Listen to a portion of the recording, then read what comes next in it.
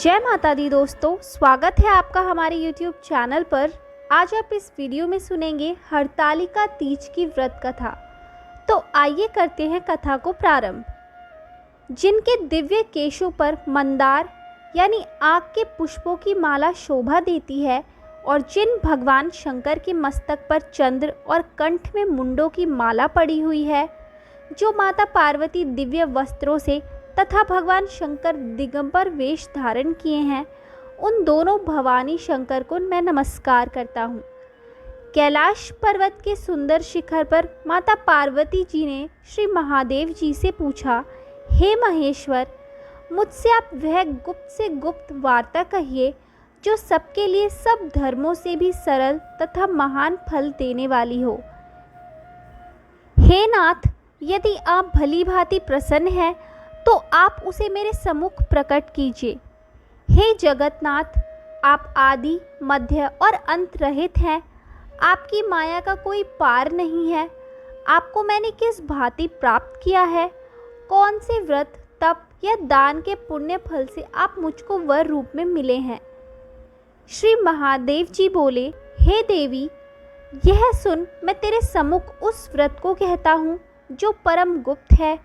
जैसे तारांगणों में चंद्रमा और ग्रहों में सूर्य, वर्णों में ब्राह्मण, देवताओं में गंगा, पुराणों में महाभारत, वेदों में साम और इंद्रियों में मन श्रेष्ठ है, वैसे ही पुराण और वेद सब में इसका वर्णन आया है, जिसके प्रभाव से तुमको मेरा आधा आसन प्राप्त हुआ है।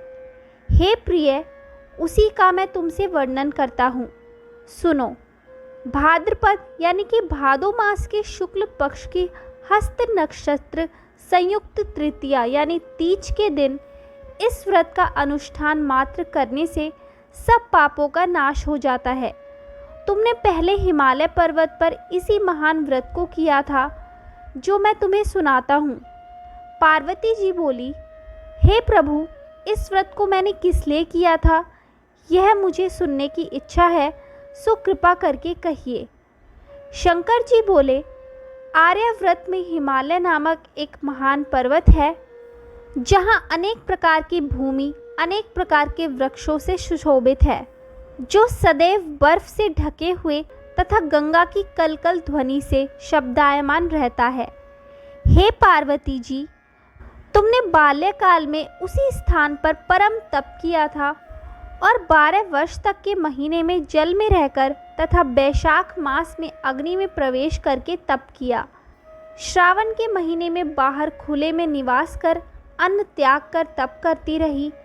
तुम्हारे उस कष्ट को देखकर तुम्हारे पिता को बड़ी चिंता हुई। वे चिंतातुर होकर सोचने लगे कि मैं इस कन्या की किससे शादी करूं। इस अवसर पर देवयोग से ब्रह्मा जी के पुत्र नारद जी वहां आए। देवर्षि नारद ने तुम शैलपुत्री को देखा। तुम्हारे पिता हिमालय ने देवर्षि को अर्घ्य पाद्य आसन देकर सम्मान सहित बिठाया और कहा, हे मुनीश्वर, आपने यहाँ तक आने का कष्ट कैसे किया? कहिए, क्या आज्ञा है? नारद जी बोले, हे गिरिराज, मैं विष्णु भगवान का भेजा हुआ यहाँ आया हूँ। तुम मेरी बात सुनो। आप अपनी कन्या को उत्तम वर को दान करें। ब्रह्मा, इंद्र, शिव आदि देवताओं में विष्णु भगवान के समान कोई भी उत्तम नहीं है। इसलिए मेरे मत से आप अपनी कन्या का दान भगवान विष्णु को ही दें। हिमालय बोले, यदि भगवान वासुदेव स्वयं ही कन्या को ग्रहण करना चाहते हैं और इस कार्य के लिए ही आपका आगमन हुआ है, तो वह मेरे लिए गौरव की बात है। मैं अवश्य उन्हें ही दूंगा।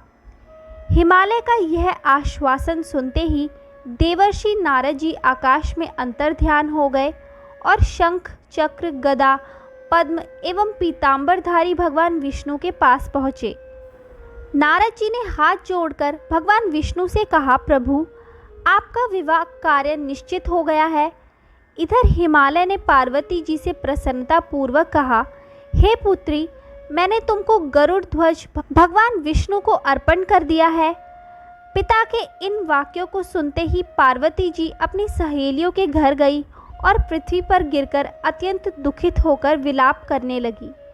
उनको विलाप करते हुए देखकर सखी बोली, हे देवी, तुम किस कारण से दुख पाती हो, मुझे बताओ, मैं अवश्य ही तुम्हारी इच्छा पूर्ण करूंगी।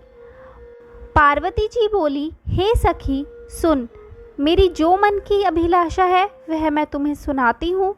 मैं श्री महादेव जी को वरण करना चाहती हूँ। मेरे इस कार्य को पिताजी ने बिगाड़ना चाहा है, इसलिए मैं निस्संदेह इस शरीर का त्याग करूँगी। पार्वती के इन वचनों को सुनकर सखी ने कहा, हे देवी, जिस वन को तुम्हारे पिताजी ने न देखा हो तुम वहीं चली जाओ। तब हे देवी पार्वती, तुम अपनी सखी का यह वचन सुन ऐसे ही वन को चली गई। पिता हिमालय ने तुमको घर पर न पाकर सोचा कि मेरी पुत्री को कोई देव, दानव अथवा किन्नर हरण करके ले गया है। मैंने नारद जी को वचन दिया था कि मैं पुत्री का गरुड़ ध्वज भगवान विष्णु के साथ वरण करूँगा। हाय, अब यह कैसे पूरा होगा? ऐसा सोचकर वे बहुत चिंतातुर हो गए और मूर्छित हो पड़े। तब सब लोग हाहाकार करते हुए दौड़े और मूर्छा दूर होने पर गिरिराज से बोले कि हमें आप अपनी मूर्छा का कारण बताओ। हिमालय बोले, मेरे दुख का कारण यह है कि मेरी रत्नारूपी कन्या को कोई हरण करके ले गया। यह सर्प डस गया, किसी सिंह या व्याघ्र ने मार डाला है। वह न जाने कहाँ चली गई या उसे किसी राक्षस ने मार डाला है। इस प्रकार कहकर गिरिराज दुखित होकर ऐसे कांपने लगे जैसे तीव्र वायु के चलने पर कोई वृक्ष कांपता है। तत्पश्चात हे पार्वती, तुम्हें गिरिराज साथियों सहित घने जंगल में ढूंढने निकले। सिंह, व्याघ्र, रीछ आदि हिंसक जंतुओं के कारण वन महाभयानक प्रतीत होता था। तुम भी सखी के साथ भयानक जंगल में घूमती हुई वन में एक नदी के तट पर एक गुफा में पहुंची। उस गुफा में तुम अपनी सखी के साथ प्रवेश कर गई, जहां तुम अन्न जल का त्याग करके बालू का लिंग बनाकर मेरी आराधना करती रही। उस समय पर भाद्रपद मास की हस्त नक्षत्र युक्त तृतीया के दिन तुमने मेरा विधि विधान से पूजन किया तथा रात्रि को गीत गायन करते हुए जागरण किया। तुम्हारे उस महाव्रत के प्रभाव से मेरा आसन डोलने लगा। मैं उसी स्थान पर आ गया जहाँ तुम और तुम्हारी सखी दोनों थी। मैंने आकर तुमसे कहा, हे वरानने, मैं तुमसे प्रसन्न हूँ, तुम मुझसे वरदान मांग। तब तुमने कहा कि हे देव, यदि आप मुझसे प्रसन्न हैं तो आप महादेव जी ही मेरे पति हो। मैं तथास्तु ऐसा कहकर कैलाश पर्वत को चला गया और तुमने प्रभात होते ही मेरी उस बालू की प्रतिमा को नदी में विसर्जित कर दिया। हे शुभे, तुमने वहाँ अपनी सखी सहित व्रत का पारायण किया। इतने में तुम्हारे पिता हिमालय भी तुम्हें ढूंढते ढूंढते उसी घने वन में आ पहुँचे। उस समय उन्होंने नदी के तट पर 2 कन्याओं को देखा तो ये तुम्हारे पास आ गए और तुम्हें हृदय से लगाकर रोने लगे और बोले, बेटी, तुम इस सिंह, व्याघ्रादि युक्त घने जंगल में क्यों चली आई? तुमने कहा, हे पिता, मैंने पहले ही अपना शरीर शंकर जी को समर्पित कर दिया था, किंतु आपने इसके विपरीत कार्य किया, इसलिए मैं वन में चली आई। ऐसे सुनकर हिमवान ने तुमसे कहा कि मैं तुम्हारी इच्छा के विरुद्ध यह कार्य नहीं करूँगा। तब वे तुम्हें लेकर घर को आए और तुम्हारा विवाह मेरे साथ कर दिया। हे प्रिय, उसी व्रत के प्रभाव से तुमको मेरा अर्धासन प्राप्त हुआ है। इस व्रतराज को मैंने अभी तक किसी के सम्मुख वर्णन नहीं किया है। हे देवी, अब मैं तुम्हें यह बताता हूँ कि इस व्रत का यह नाम क्यों पड़ा। तुमको सखी हरण करके ले गई थी, इसलिए हरतालिका नाम पड़ा। पार्वती जी बोली, हे स्वामी, आपने इस व्रतराज का नाम तो बता दिया, किंतु मुझे इसकी विधि एवं फल भी बताइए कि इसके करने से किस फल की प्राप्ति होती है। तब भगवान शंकर जी बोले, इस स्त्री जाति की अच्युतम व्रत की विधि सुनिए। सौभाग्य की इच्छा रखने वाली स्त्रियां इस व्रत को विधि पूर्वक करें। केले के खंभों से मंडप बनाकर उसे वंदनवारों से सुशोभित करें। उसमें विविध रंगों के उत्तम रेशमी वस्त्र की चांदनी ऊपर तान दे। चंदन आदि सुगंधित द्रव्यों का लेपन करके स्त्रियां एकत्र हो शंख, भेरी, मृदंग आदि बजावे, विधि पूर्वक मंगलाचार करके श्री गौरी शंकर की बालू निर्मित प्रतिमा स्थापित करे। फिर भगवान शिव पार्वती जी का गंध, धूप, पुष्प आदि से विधि पूर्वक पूजन करे, अनेकों निवेदों का भोग लगावे और रात्रि को जागरण करे। नारियल, सुपारी, जवारी, नींबू, लौंग, अनार, नारंगी आदि ऋतु फलों तथा फूलों को एकत्रित करके धूप, दीप आदि से पूजन करके कहे, हे कल्याण स्वरूप शिव, हे मंगल रूप शिव, हे मंगल रूप महेश्वरी, हे शिवे, सब कामनाओं को देने वाली देवी, कल्याण रूप तुम्हें नमस्कार है। कल्याण स्वरूप माता पार्वती, हम तुम्हें नमस्कार करते हैं। भगवान शंकर जी को सदैव नमस्कार करते हैं।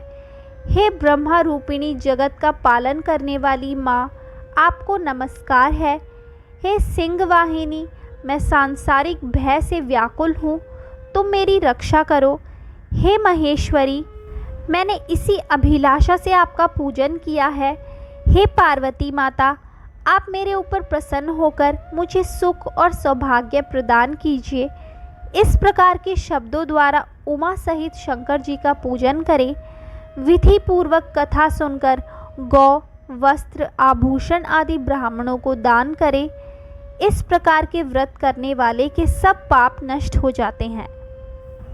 तो दोस्तों, ये थी हरतालिका तीज की व्रत कथा। आपको ये कथा कैसी लगी हमें कमेंट करके ज़रूर बताएं। अच्छी लगी हो तो हमारे चैनल को सब्सक्राइब करें और शेयर करना ना भूलें।